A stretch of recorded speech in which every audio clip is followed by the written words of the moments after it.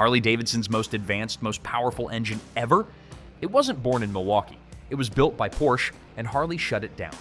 This is the story of the Revolution engine, a liquid-cooled, high-revving V-twin that defied every Harley tradition. It powered the V-Rod, a low-slung, muscle-bound cruiser aimed squarely at the performance market dominated by Japan and Europe. But what went wrong? Why did Harley spend millions co-developing this radical machine with one of the world's top engineering firms, only to abandon it less than 20 years later? Was it too bold, too modern, too un-Harley? In this video, we're uncovering the full story of the Revolution engine. From its daring debut in the early 2000s to its quiet fade-out in 2017, this isn't just about specs. It's about what happens when a legacy brand glimpses the future and turns back. Because when you revisit the V-Rod, one truth stands out. Harley didn't just cancel a bike, they canceled a revolution. If you're the kind of rider or rebel who lives for the untold stories behind the world's most legendary bikes, this is your channel. We dig into the machines they hyped, the ones they buried, and everything the brochures left out. So if that sounds like your kind of ride, hit subscribe and join a growing crew of riders who think deeper than the chrome. All right, let's rewind to where it all began. Why Harley needed a savior. By the late 1990s, Harley-Davidson was in trouble. It was not the kind that showed on the surface. Dealers were still selling bikes and loyalists were still showing up for chrome and leather, but under the nostalgia, cracks were forming. The world was moving fast, and Harley wasn't. Their lineup leaned heavily on the twin-cam 88, an air-cooled engine with roots stretching back decades. It had the sound and feel riders loved, but it was aging fast. Emissions rules were tightening. Competitors from Japan and Europe were making bikes that were faster, cleaner, and more advanced, without compromising performance or reliability. Worse, young riders weren't interested. To them, Harley was their dad's bike, heavy, slow, and stuck in time. Sport bike culture was exploding. Speed mattered, tech mattered, Harley didn't. Inside the company, the message was clear: evolve or fade. Heritage alone wouldn't save them forever. Harley needed something bold, something that said they were ready for the future. So they looked outward for a solution. Not to Milwaukee, but to Stuttgart, Germany, to Porsche. To build their most advanced engine ever, Harley turned to one of the most respected names in engineering, a brand known for precision, speed, and innovation. And with that, the seeds of the Revolution engine were planted. It wasn't just a new motor, it was a line in the sand, a signal that Harley could change, that they were changing. But as the years would show, not everyone was ready for what came next. Porsche's secret Harley engine. In a move that would shock the motorcycle world once the details finally surfaced, Harley-Davidson quietly turned to an unlikely partner, Porsche. Together, they began crafting what would become the most advanced engine in Harley's history. This wasn't some casual collaboration. It was a deeply technical, high-stakes alliance forged in secrecy, not in Milwaukee, but in Porsche's engineering labs in Stuttgart. Harley needed more than an update. They needed a revolution. And Porsche, masters of precision and performance, knew how to build one. The goal? Create something Harley had never dared attempt before. A modern, emissions-compliant, high-performance V-twin. The result was the Revolution engine. Unlike anything Harley had built, this 60-degree liquid-cooled V-twin shattered tradition. Gone was the familiar 45-degree air-cooled rumble. In its place came dual overhead cams, fuel injection, and a screaming 9,000 RPM redline, specs that belonged in a Ducati or Yamaha, not a Harley. But this wasn't just about going fast. The Revolution was designed to meet tightening global emission standards, something Harley's aging air-cooled platforms could no longer do. It ran cooler, cleaner, and quieter, while still delivering the torque Harley riders craved. Underneath, the engine was a technical masterpiece. Liquid cooling allowed tighter tolerances and stable power. DOHC unlocked high rev potential, electronic fuel injection, smooth power delivery. It was everything modern riders wanted, packed into a Harley chassis. From day one, this engine wasn't meant for the die-hard traditionalist. It was meant to compete. It was Harley's first real attempt to win over younger riders, those who valued performance, engineering, and edge. And on paper, they nailed it. The Revolution made its debut in the V-Rod in 2001, a sleek, drag-inspired cruiser built to turn heads and rewrite expectations. It didn't just stand apart from Harley's lineup, it stood apart from everything else on the road. But even with all that engineering firepower, the reception wasn't what Harley had hoped. Because sometimes, no matter how good the machine, your own audience just isn't ready for it. Inside the Revolution, Harley's most advanced engine. At the core of the V-Rod sat the most radical power plant Harley-Davidson had ever built, the Revolution engine. This wasn't an upgrade. It was a quantum leap from Harley tradition. Let's take a closer look. The original engine displaced 1,131 cubic centimeters with an over-square bore and stroke of 100 millimeters by 72 millimeters. That wide bore-to-stroke ratio allowed for a screaming 9,000-plus RPM redline, nearly double what Harley's air-cooled V-twins could handle. Later versions pushed displacement to 1,247 cubic centimeters, boosting mid-range torque without sacrificing top-end power. But the real difference was in architecture. Instead of Harley's iconic 45-degree V, the Revolution used a 60-degree layout, better for high RPM balance and chassis integration. It was also liquid-cooled, a major departure that improved heat management, durability, and emissions compliance. Inside, it featured dual overhead cams and 4 valves per cylinder, delivering serious breathing efficiency across the rev range. Electronic fuel injection replaced old-school carburetors, offering sharper throttle response and fewer maintenance headaches. In terms of output, the Revolution made 115-plus horsepower in its early form, nearly double the 60 to 70 horsepower typical of Harley's air-cooled big twins. But the story wasn't just about numbers, it was about how it made power broad, smooth, clean, and far more refined. Vibration was minimal, the power band was usable, it felt engineered. Reliability also saw a step up. The Revolution required less frequent valve adjustments, ran cleaner, and avoided the heat soak issues that haunted air-cooled bikes in traffic. In nearly every measurable way, it was a better engine, technically, practically, and environmentally. But building it came at a steep price. Harley's collaboration with Porsche took 5 years of intense development. Some estimates place the R&D cost at over $10 million. New production lines were built, mechanics had to be retrained. The scale of change was enormous.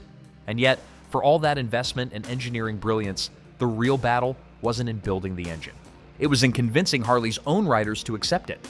If you're enjoying this deep dive into the bikes that dared to break the rules, do me a quick favor. Tap that like button to help more riders find this story. And if this kind of hidden motorcycle history is your thing, subscribe now. We've got more stories coming about the machines that changed everything, or should have. All right, back to the Revolution. When the fans turned on Harley. For all its engineering brilliance, the Revolution engine ran into a harsh truth the moment it hit showroom floors. Harley's most loyal fans didn't want it. To purists, the V-Rod wasn't a Harley. It was a betrayal. It didn't shake. It didn't rumble. It didn't deliver that iconic idol that had echoed through decades of American motorcycling. Instead, it hummed. Smoothly, quietly, almost clinically. For performance-minded riders, that was a feature. For Harley loyalists, it was a red flag. It's not a real Harley, they said. And in their eyes, it wasn't. The V-Rod styling didn't help. With its drag-inspired stance, wide rear tire, and sleek, low-slung silhouette, it looked more like a custom speed machine than a traditional cruiser. Gone were the dripping chrome, nostalgic curves, and vintage cues. No leather, no tassels, no heritage badges, just raw modern performance wrapped in brushed aluminum. It was cool, but not Harley cool. And the resistance wasn't just from riders. Harley's dealer network, built on selling chrome-heavy tourers and the American dream on 2 wheels, struggled to market the V-Rod. Salespeople didn't speak the language of RPMs, DOHCs, or redlines. Some didn't even like the bike themselves. Without dealer enthusiasm, the V-Rod often sat awkwardly on display, admired but rarely sold. Even the audience Harley hoped to capture, sport bike riders, remained skeptical. The V-Rod was quick, yes, but not nimble. It was too heavy to dance with the sport bikes from Japan or Europe. Performance purists saw it as a halfway measure, neither radical enough for them nor authentic enough for Harley diehards. In trying to redefine the brand, Harley ended up in no man's land. The V-Rod was too new for the old crowd and too old school for the new. The great irony? The Revolution engine solved every real problem Harley was facing. Emissions, performance, reliability, but those wins were irrelevant when the bike didn't feel like a Harley. The engine wasn't the problem. It was the identity crisis it triggered. Riding the future Harley left behind. So, what was it actually like to ride a V-Rod? From the moment you hit the starter, you knew this wasn't your typical Harley. No lumpy idle, no iconic shake, just a smooth, clean whir as the Revolution engine spun to life. Refined, quiet, almost clinical. Twist the throttle, and the difference deepened. Power didn't hit like a hammer down low. It built in a broad, linear surge, revving freely toward a redline no Harley had dared reach before. It didn't bark. It howled. Think drag strip meets sci-fi, part muscle car, part turbine. Throttle response was crisp. Every twist delivered instant feedback. And when you rolled off, no jolt, no compression braking, just an eerie glide. So smooth it felt strange at first, then addictively seamless. Out on the highway, the V-Rod felt strong and steady, solid at speed.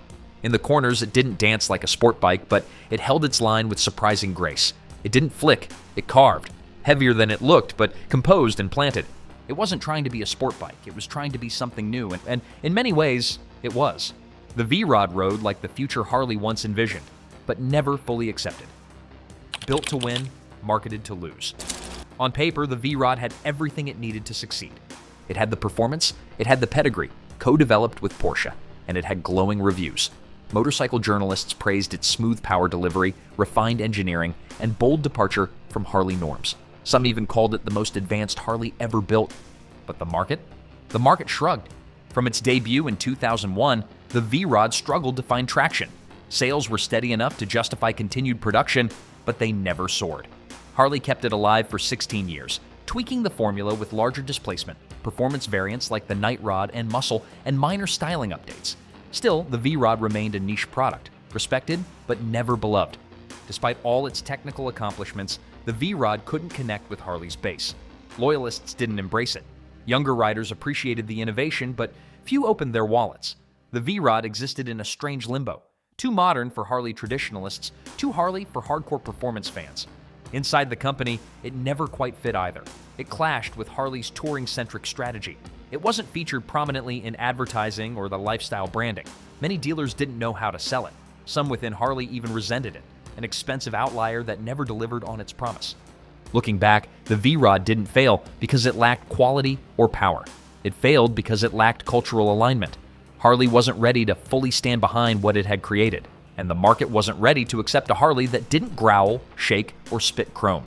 In 2017, Harley quietly ended production. No final edition, no celebration, just a silent send-off for the most radical experiment in the company's history. The Revolution engine was shelved, and just like that, the most advanced motor Harley ever made was gone. But that's not where the story ends, because over time, something unexpected happened. The V-Rod began to rise, not as a sales giant, but as a cult icon. The revolution that refused to die. When Harley-Davidson pulled the plug on the V-Rod in 2017, the Revolution engine disappeared with barely a whisper. No farewell edition, no grand tribute, just silence. After 16 years of trying to make it fit, Harley walked away from its most advanced engine without looking back. But the story didn't end there. Just a few years later, Harley unveiled two brand new models, the Pan America Adventure Bike and the Nightster Street Cruiser. And at the heart of both, a familiar concept reborn, the Revolution Max engine. Make no mistake, Revolution Max is a direct descendant of the Revolution. A 60-degree liquid-cooled V-twin with modern upgrades, more horsepower, variable valve timing, advanced ride modes. The tech Harley once buried now powers its boldest play for the future. The irony? It's almost poetic. What if Harley had embraced the Revolution sooner? What if the V-Rod had received the support, the marketing, and the dealership love it deserved? Could the Revolution engine have reshaped Harley's brand, not as a nostalgia company, but as a true performance contender? We'll never know. But one thing is certain, the engine was never the issue. The Revolution was clean, powerful, and reliable. What failed wasn't the machine, it was the hesitation to leave tradition behind. Today, the V-Rod has found its second life, not as a sales success, but as a cult icon. Owners praise its smooth torque curve, rock-solid reliability, and one-of-a-kind feel. Custom builders still transform them into drag beasts and art pieces. In some circles, it's no longer a misfit, it's a legend. And now, as Harley once again leans into liquid-cooled innovation, the spirit of the Revolution lives on. Not in chrome and leather, but in modern, mission-driven machines built for a new generation. Maybe the Revolution didn't fail. Maybe it just showed up before its time. Did Harley kill its future too soon? Looking back at the story of the V-Rod and the Revolution engine, one thing is clear.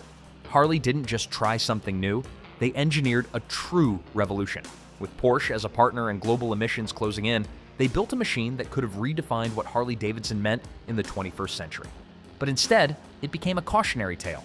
This was a bike with cutting-edge tech, a performance profile leagues beyond anything else in Harley's lineup, and a power plant built to take on the future. It was fast, smooth, emissions compliant, and it never got the love it earned. Sales lagged, loyalists pushed back, and Harley, anchored to its legacy, slowly let the Revolution fade. Which leaves us with one final question. Could the Revolution engine, if given full support, have changed the company's trajectory?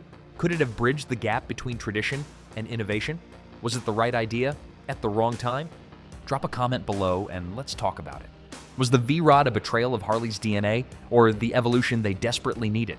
And if you've made it this far, you're exactly the kind of viewer we're here for. So hit subscribe. We've got more untold stories coming that dive deep into the bikes that broke rules and rewrote the game. Next episode, the Honda engine that defied logic, rewrote performance, and still flopped. You won't want to miss it.